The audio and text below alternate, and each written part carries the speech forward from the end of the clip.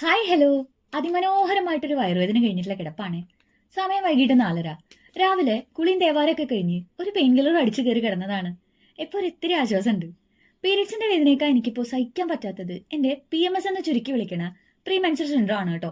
അതിപ്പോ എന്താന്നല്ലേ പറഞ്ഞുതരാം. ഇതിലൂടെ കടന്നു പോയിക്കൊണ്ടിരിക്കുന്ന അല്ലെങ്കിൽ ഇതിലൂടെ ഇപ്പൊ കടന്നു പോയ ഒരാൾക്കല്ലാതെ ഇത് 100% മറ്റാർക്കും മനസ്സിലാവുമെന്ന് എനിക്ക് തോന്നുന്നില്ല.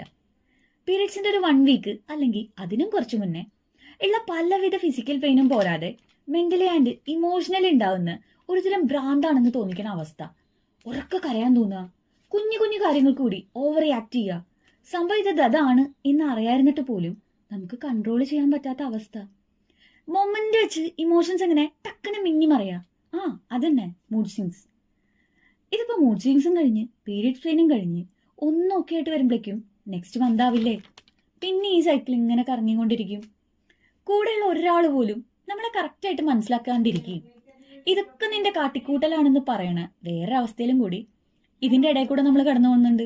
എന്താലേ, ഒരു 10-28 വയസ്സ് കഴിഞ്ഞപ്പോഴാണ് ഞാനിത് എക്സ്പീരിയൻസ് ചെയ്യാൻ തുടങ്ങിയത് കേട്ടോ. ആദ്യമൊക്കെ എന്താ എനിക്ക് സംഭവിക്കണമെന്ന് എനിക്ക് തന്നെ ഒരു ധാരണയുണ്ടായിരുന്നില്ല.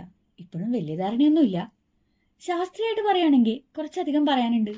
പക്ഷേ ഈ വീഡിയോയുടെ ടൈം കഴിയാറായോണ്ട് അധികം നേരം ഞാൻ ഇനി പറയുന്നില്ല. അല്ലാതെ എനിക്ക് അറിയാഞ്ഞിട്ടല്ല കേട്ടോ.